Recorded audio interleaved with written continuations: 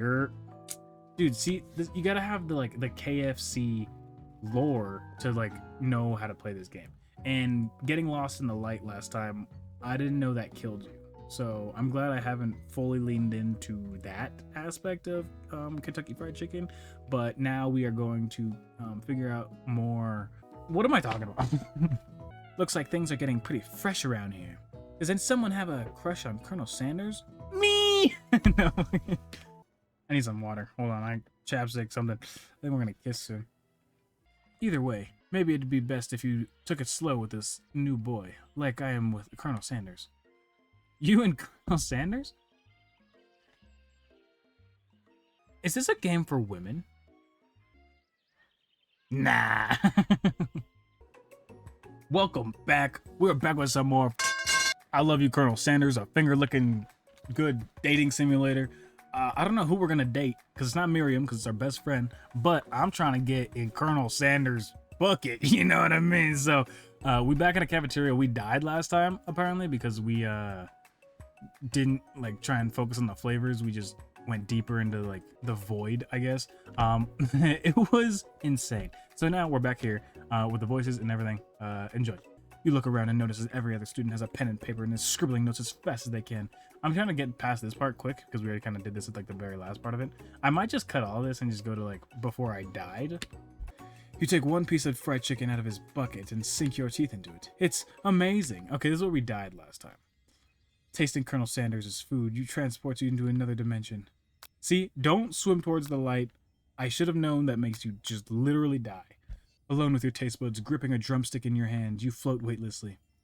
Do we focus our mind and meditate on this moment, try and identify every flavor, or savor the moment and everything that it tells you about Colonel Sanders' culinary heart? Yeah, I never thought this would be so hard. What does this do? Oh, it's a pause. Okay, cool. We're going to savor the moment. The flavors in your mouth are beautiful. You're heavenly. What a guy. Alone with the flavors, you feel something that can only be described as love. For a man?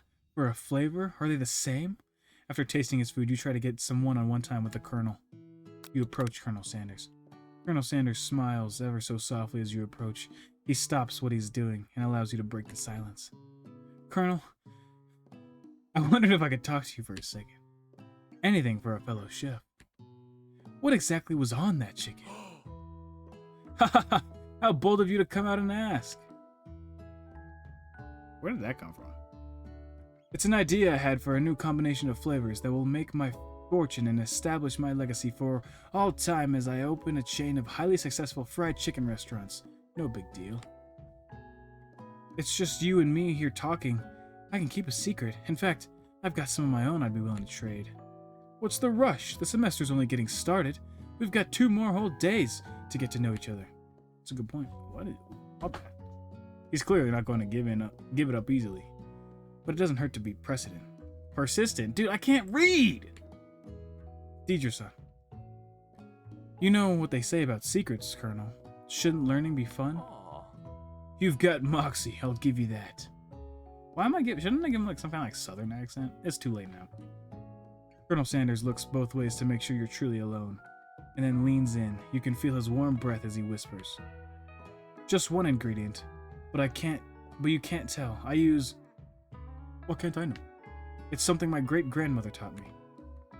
Blank? Wow, you'd never have guessed that. In fact, you're not even sure where you'd get some if you searched. It's blank. Why is it blank? While you're wrapped up in that huge revelation, you notice that Colonel Sanders has disappeared. While everyone else is still in the cafeteria, you decide to look for him. You find Colonel Sanders outside, standing in the quad. Oh, it's you again. Howdy. Sometimes I like to come outside and look at the school buildings. I think about how my story will continue after I've graduated. Sounds like you have big plans. I dare say, the biggest! I will leave my mark on this world, you can bet on that. Alone together for the first time, you figure now is the perfect moment to show your personality to him. Nag him to show your own strength? Nah. Wow him with a big idea. To add an additional ingredient to really spice things up? No. Be modest but thoughtful. Yeah. Well, I just want to let you know that I really enjoyed your food. Now you've got his attention. The flavors were complex but comforting. The interplay between salty, savory, and peppery was perfect. I appreciate the compliment, Deidre-san. I'm sure you'll be a big success. Do you guys like this? I know we've only met today, but I'm starting to get the same feeling about you. We should head back inside. The next lesson starts soon. Ooh, scene change type shit. You step into the massive cooking arena, where the afternoon lesson will take place. Each student gets an oven and all the tools and ingredients they could need. Look at this place. It's magnificent. Finally, we get to show our stuff. Wait a second. Oh no, we have to show our stuff. What if I totally blow it? Nah, you'll be fine, Miriam. You're gonna cook. Let her cook, dude. Shit. You're not going to blow anything. Except maybe kisses to the crowd of fans you're going to earn with your signature adorable tiny food creations. Welcome, students, to the cooking arena. For today's lessons, we'll be cooking with partners. Hurry up and pair off. Naturally, Miriam looks over at you, but unable to control herself, you pounce on Colonel Sanders. Oh no. Hey, Colonel, would you like to tackle this lesson as a team? A team of two? That is me. A team of two, that is. Me and you, if that wasn't clear. Want to be my partner? Aww. Sure, Deidre-san. I'll prepare our station. Without you as a partner, Miriam is left standing all alone. Two different students quickly take notice. Hello, new partner. Beep, beep. Buzzard. Oh my! Two potential partners? I'm sorry, gentlemen, but I don't know who to choose. It looks like you'll have to pick for her. Friend duties can be a little awkward, but that's the price you pay for not being alone forever. Who do you want to ask to be Miriam's partner?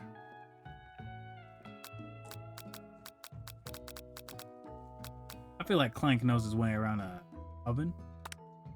Sorry, Pop, but I think Miriam will be partnering with Clank today. It's okay, I already ate. It's not entirely clear if Pop has any idea what the point of school even is at this juncture. Clank is clearly excited to have some attention. He heats up and begins to roll back and forth. Hold on there, fella. We don't even know the assignment yet. Technically, Clank might not even have a face, but there's something charming and earnest about him. Type shit. Tissue? I hardly know you. Clank judders and panels shakes loose. You get the impression that this is a sign of affection. Looks like you two will be just fine. Now it's time to focus on your own cooking classwork. Alright, you two, for today's lesson, we're going to keep it simple. Pick a basic dish and divide up the steps. No chef is an island. It takes 2 flints to make a fire. You get the idea. Which dish do you suggest your partner, Colonel Sanders? Steak tartare. Seems easy enough. It's fancy. You don't even have to cook it. Using octopus will blow Colonel Sanders' minds. Your grandmother's mashed potatoes and gravy. Dude, see, you gotta have the KFC lore to know how to play this game. And getting lost in the light last time, I didn't know that killed you. So I'm glad I haven't fully leaned into that aspect of Kentucky Fried Chicken. But now we are going to figure out more. What am I talking about? I've always been something of a down-home chef. I was thinking we could make something warm, inviting, and comforting. Oh, this is me. Maybe mashed potatoes. And gravy! I couldn't imagine one without the other. Colonel Sanders catches a coy look at you, causing your whole face to go beet red. Embarrassed, you quickly turn away. I'll go get the potatoes. No, please, let me. Picking perfect product is a passion of mine. Looks like things are getting pretty fresh around here. Does someone have a crush on Colonel Sanders? Me! No. We're just cooking partners. Mind your own business. Sanders' heart is my business, and you'd better keep your fingers off my man. Okay, Ashley. Did someone call for me?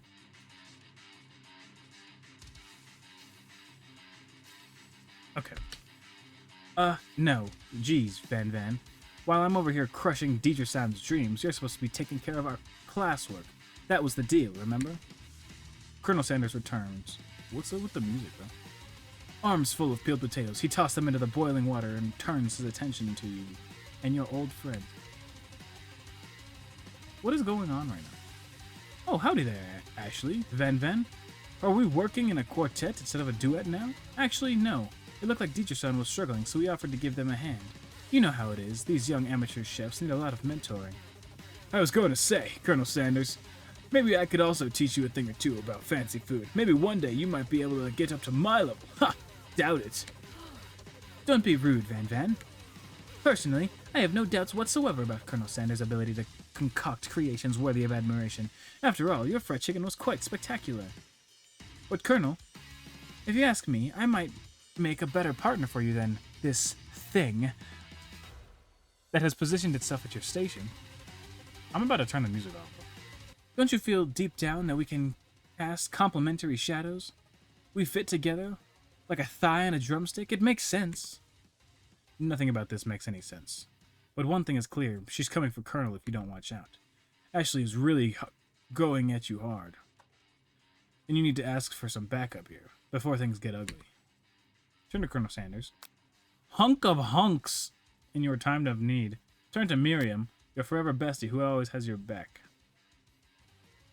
Miriam. You turn to Miriam, and as soon as you find her, she senses it and looks back. This girlfriend in need radar is second to none. She immediately comes running over.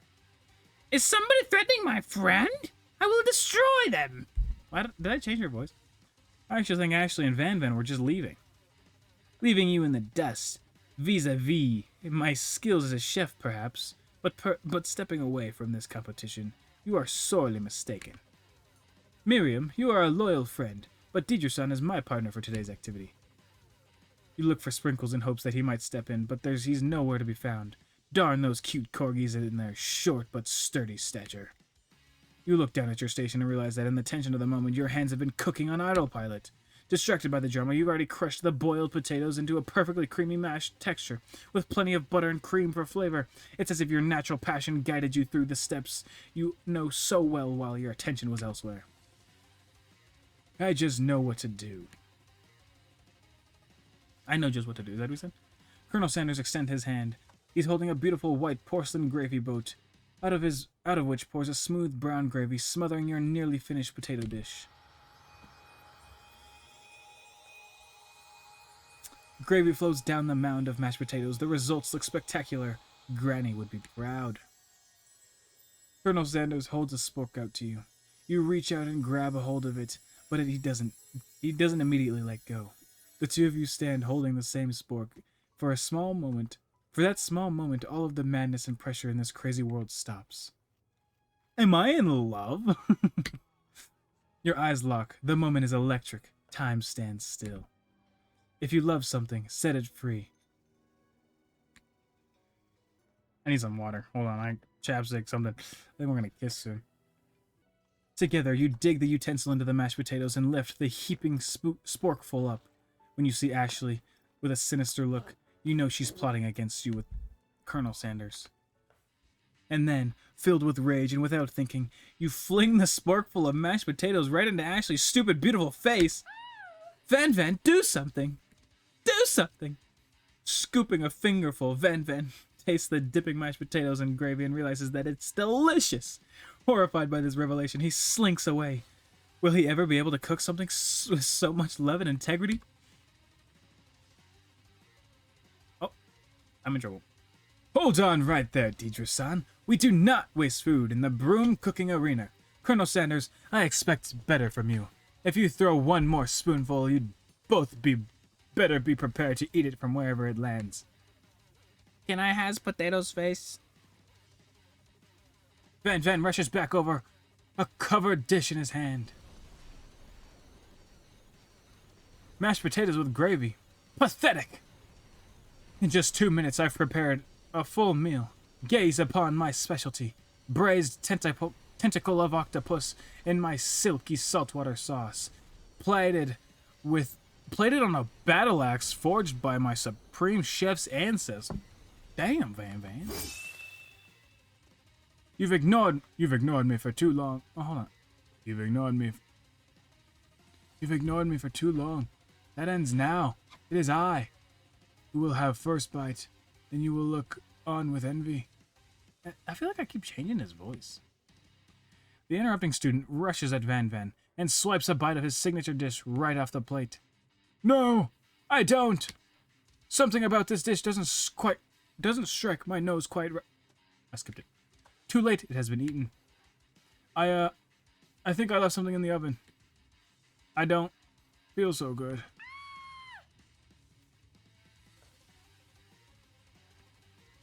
Everyone step back. Don't take another bite.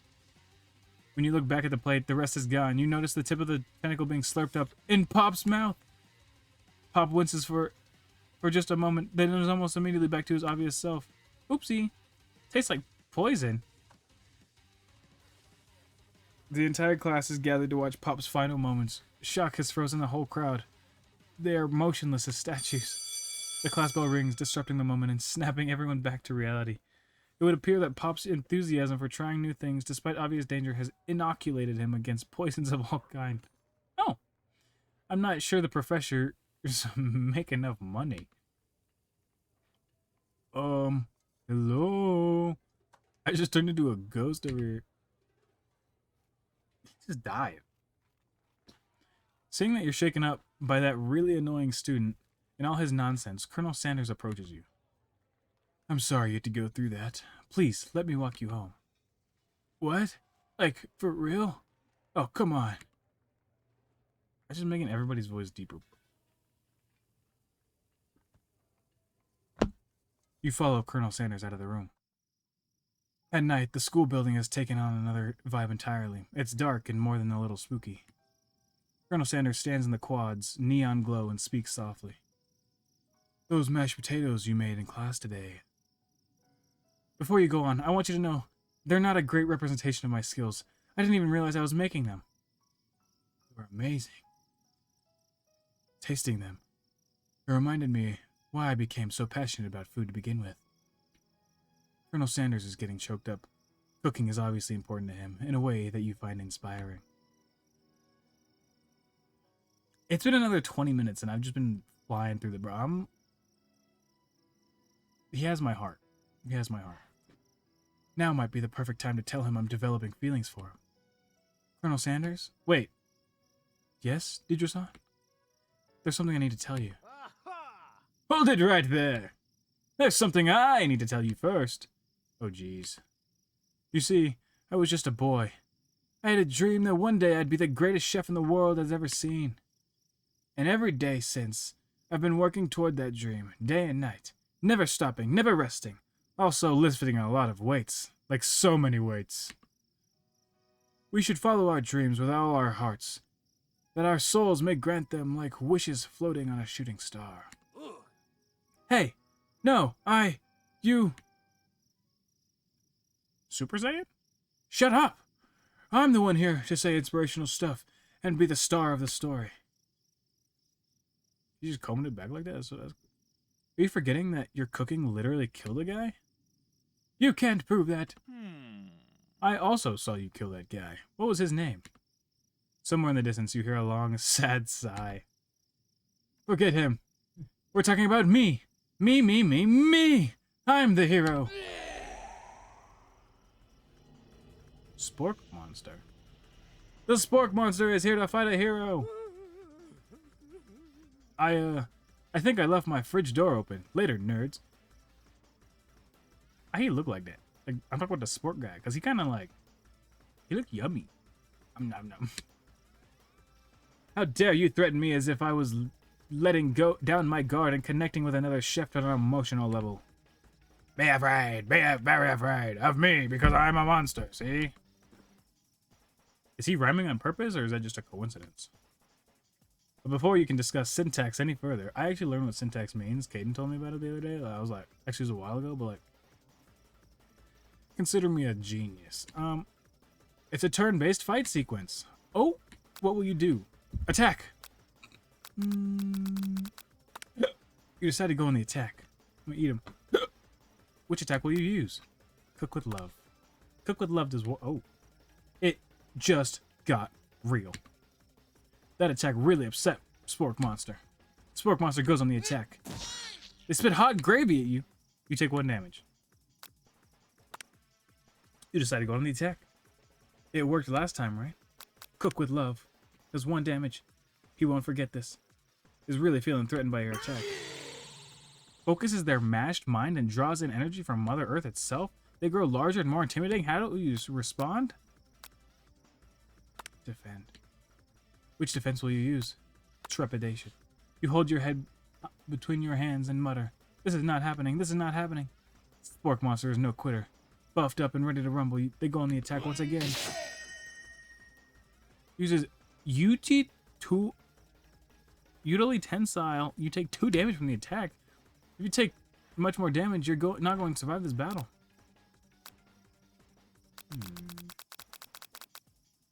Cook with love. Cook with love. With love.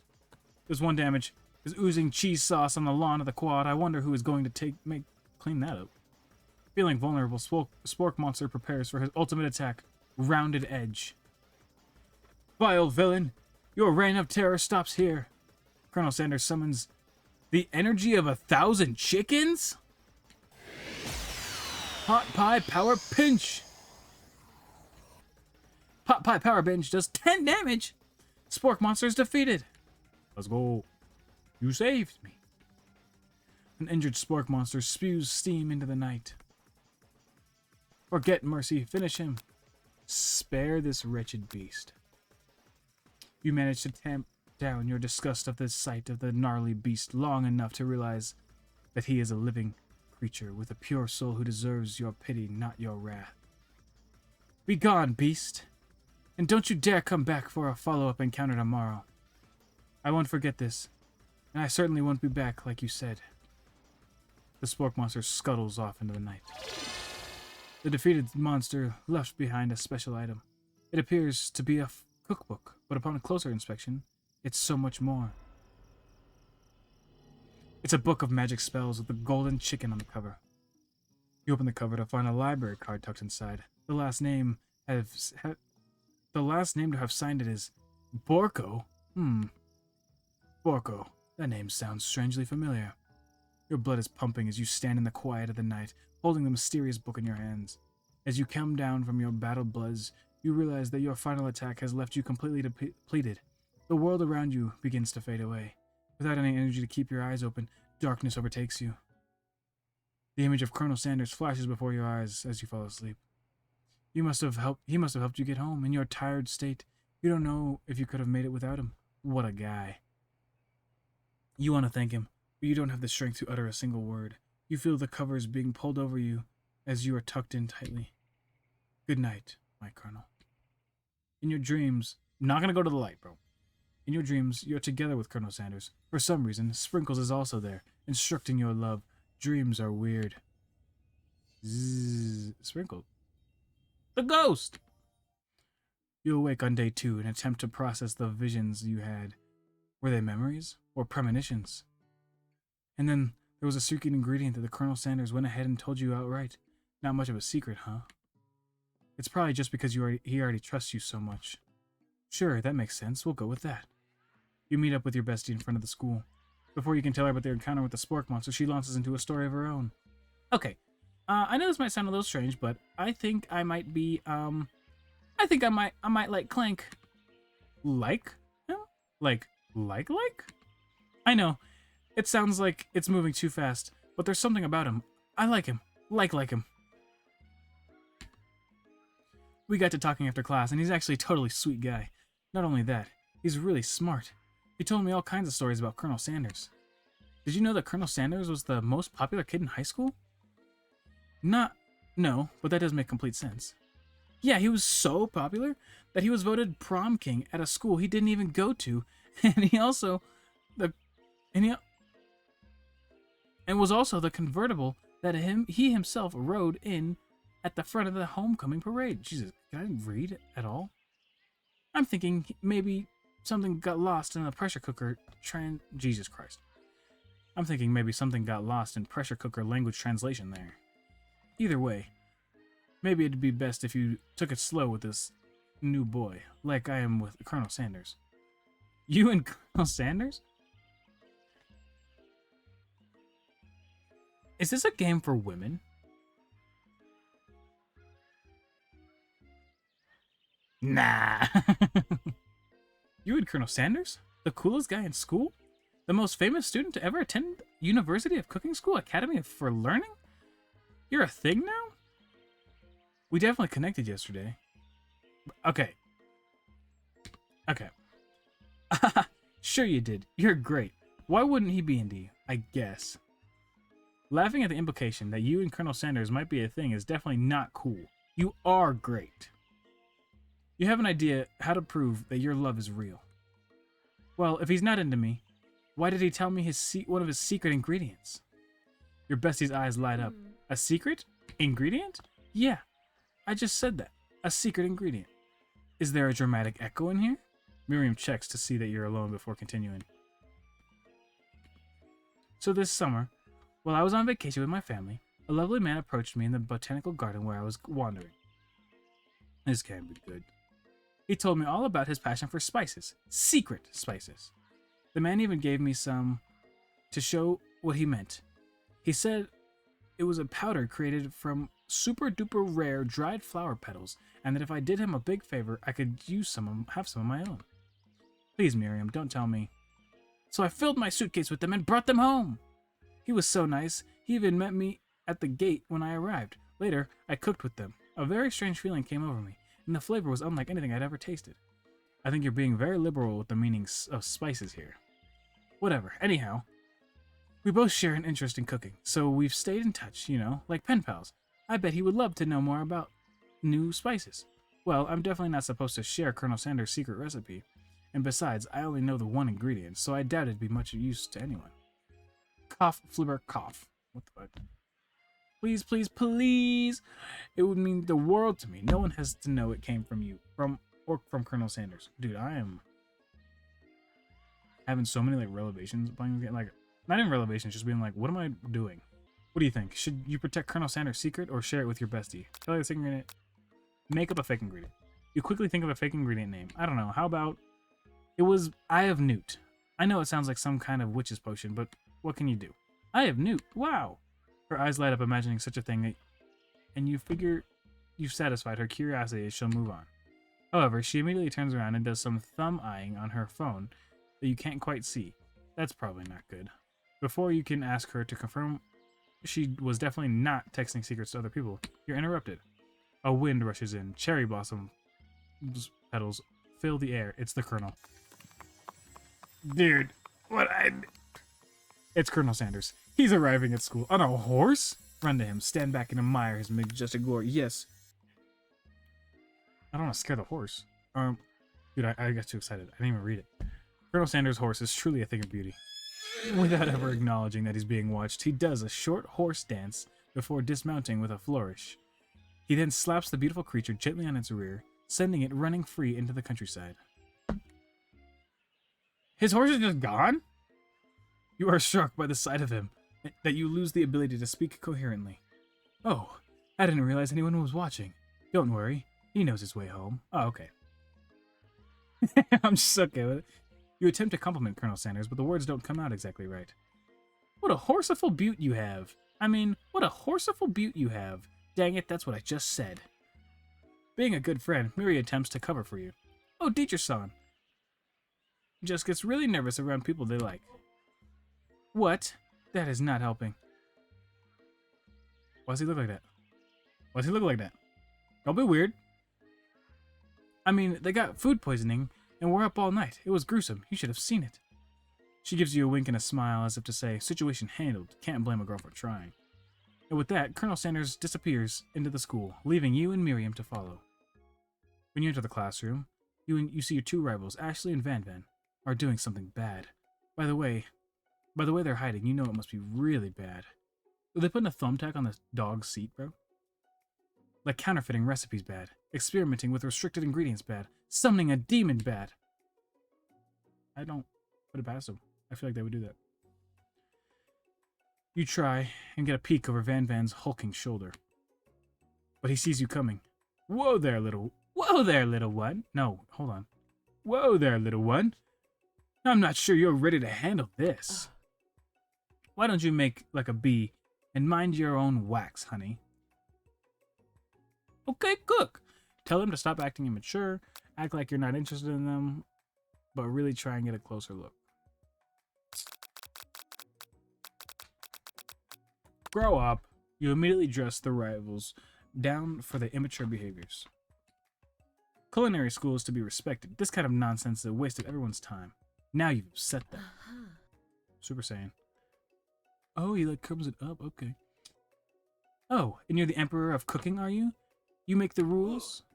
I'm not sure you know a good meal if it ate you. Like last night. Being the best chef in the world takes that. Jesus. It's like it needs like backing because I keep like getting it mixed up with her legs and shit. Being the best chef in the world makes more than just culinary skills. It takes more than just see, I can't. It takes creativity. It takes panache. I almost said pancake. And it doesn't hurt to be a little evil. You finally get a look at what they're hiding, and you instantly recognize it. It's a book, just like the one you found after your encounter with the spork monster. The same book that I found last night in the quad. Ashley immediately elbows Van Van, who hides the book behind his back. I don't know what you're talking about. That book is a family heirloom, and its contents are secret. You notice they haven't just been studying the book.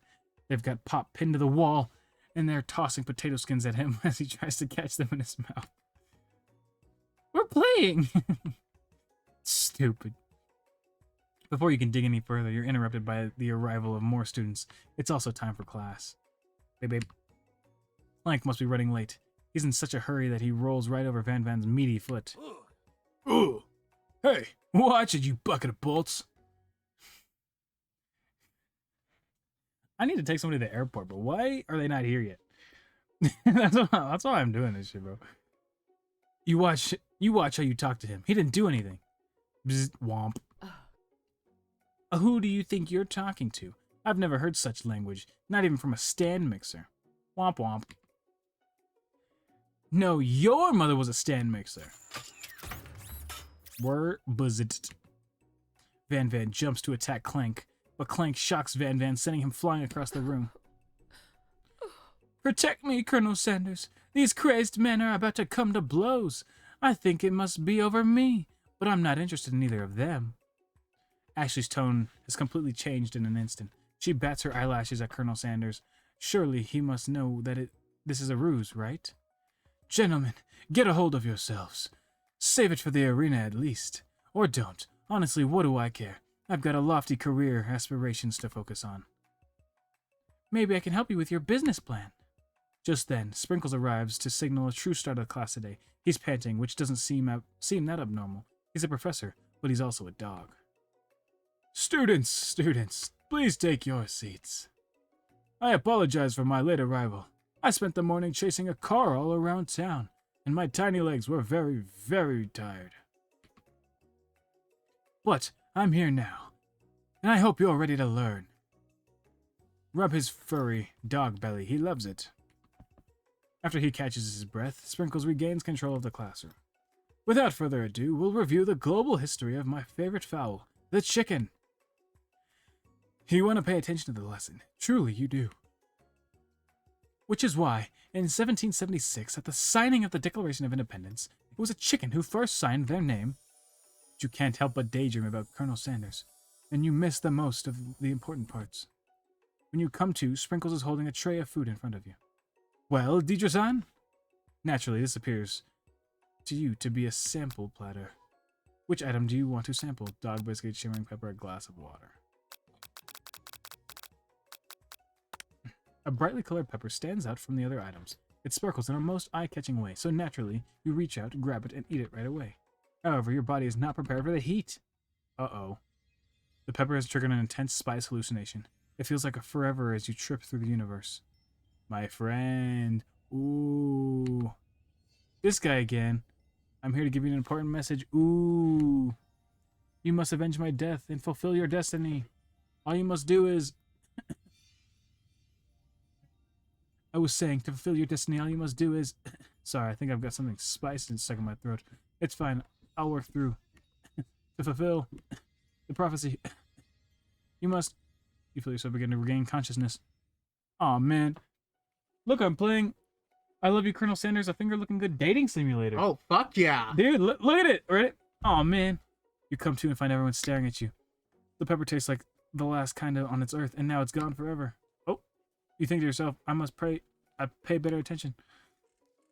Okay, we've been recording for 38 minutes. And that was after another 30-minute recording session. So we're gonna end this one here. I hope you guys enjoyed that. If you don't, I don't know. I'm gonna make more anyways because I've already gotten this far into the game. Make sure to like, comment, and subscribe. Peace.